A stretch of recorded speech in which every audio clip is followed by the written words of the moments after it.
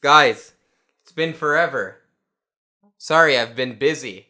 Life gave me a kick in the groin. What can I say? It happens. Don't worry, I'm back. And to be honest, here's the thing. Did I really miss anything? Did I miss out on any movies? I know you guys missed me, but other than The Substance, what really came out? You don't want my opinion on, well, I don't even know what came out. Moana 2? Huh? You want my opinion on that? Wicked the Wizardly Witch? I don't know. Anyway, my apologies for being absent, but now, you know what? I can put the job aside slightly more and invest into the channel because thanks to you guys, I'm monetized. So thank you very much for that. Much appreciated. I can't wait to get a penny per video and then get a copyright strike. Well, it's the way it works. What can I say? Guys, I watched this movie. It's a movie that nobody's talking about. It's called Stray. Just kidding. Stray is the name of a video game that's very similar. Name of this movie is Flow. Is this a movie that's gonna cure my depression and make me want to go back to the cinema and watch movies again? No. Is it good? Yeah.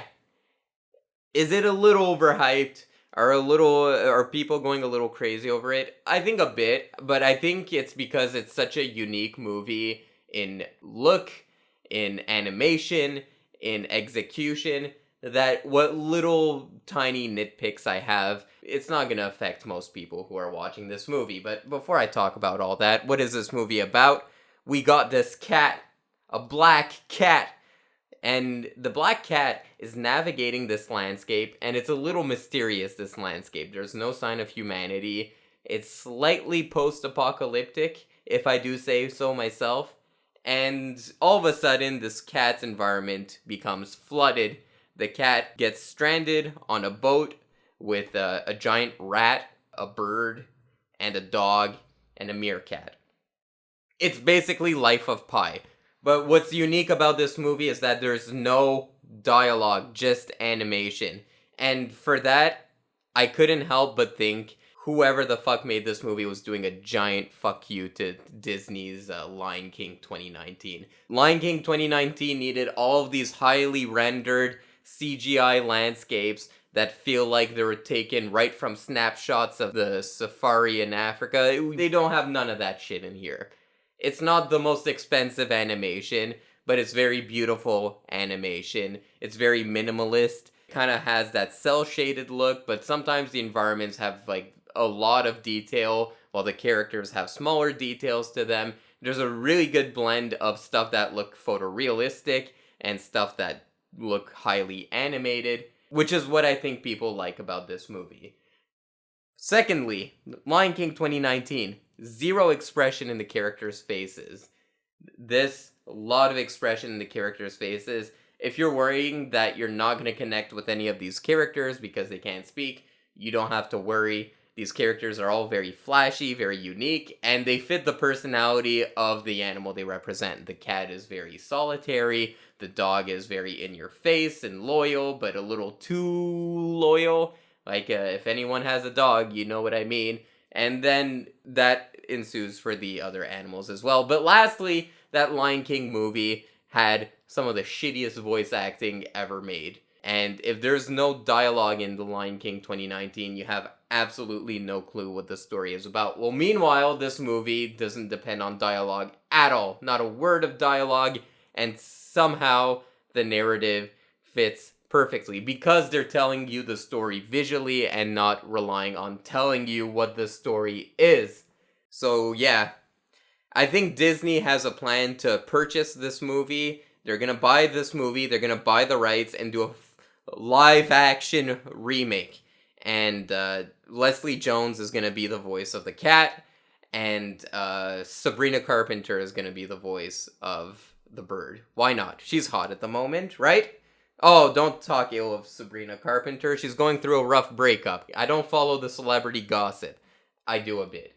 Anyway, animation is stunning, has that beautiful cel-shaded look. The environments are intriguing. I loved the fact that they never quite explain what is going on with this environment. Why is there so many drastic change in meteorologic events? Why is there no humanity? You can kind of piece together what's going on, but the whole movie is told through the perspective of animals, and they don't have a comprehension of what's going on. Therefore, neither should the audience. That was a very smart move. I commend the director for doing that, and the screenwriter, who is also the director, I believe. Where the movie kind of loses me is that it's a 90-minute movie and it feels kind of long. And it's hard because, like, you can't just say cut it shorter because it's 90 minutes. It's basically the shortest a movie can be. But here's what I mean by the movie feels long. There's a lot of scenes of the cat in the boat trying to go to sleep. Something goes boom. Oh, it's an annoying animal that they have to put up with. We hit that plot point quite a few times throughout the movie. There's a lot of the cat falls in water and struggles to get onto the boat again. And I get it. It's like a shipwreck movie. It's like a Life of Pi movie. It's a survival movie. You expect to have those moments, but they felt a bit redundant. If I do say so myself, it felt like we were treading similar waters repeatedly. I just came up with that on the spot. Just kidding, I put it in my notes. You know it's bad when you put a bad pun in your notes. So, there's that which kind of annoyed me. There's like those story beats that keep repeating and repeating, and I don't feel they were as needed. When you compare it to a movie like Life of Pi, there's all these like very unique events happening throughout the film that keep the audience engaged, while in this movie it's a bit more subdued, and you get a bit more of those repetitive beats. While I can respect it for being subdued, I wish there was a bit less of retreading. The other thing is, there's a lot of metaphysical aspects that occur in the movie, and one can argue that it's a post-apocalyptic movie, and it's to be expected, but those moments of metaphysical things happening, if they just dialed it back, made it more about the human element that is happening rather than make it some kind of metaphysical, I can't do it without spoilers, but rather than making it into this big metaphysical manifestation, just have it a quieter moment. I think the moments would have landed a bit more for me, personally. But it's a French movie. You know, what do you expect in a French movie? The French are very emotive people, alright? Even if it doesn't make a narrative sense, they'll have it in there anyway. I get it, I knew what I was getting into, but it just didn't work for me, personally. Yeah, speaking of French movies, I think a way to shorten the runtime of this movie is to remove all the fucking logos at the beginning. Alright, just make it a logo, in and out, in and out, in and out. I swear there must have been like 20 production companies and 30 distributors, and they all wanted their moment to shine at the beginning of this movie. And like every logo became more and more bombastic than the previous one. It really felt like a big budget studio dick measuring competition at the beginning of the movie. That's a nitpick. Overall, this movie is a 7 for me. It's a really great movie. It's a very artistic movie. It has a lot of integrity. And for that alone, go watch it. I'm not on the same bandwagon as everyone else where this is a phenomenal movie. But I will say that it brings animation in an interesting direction. I don't think people are going to latch on to this movie in terms of like big Hollywood executives.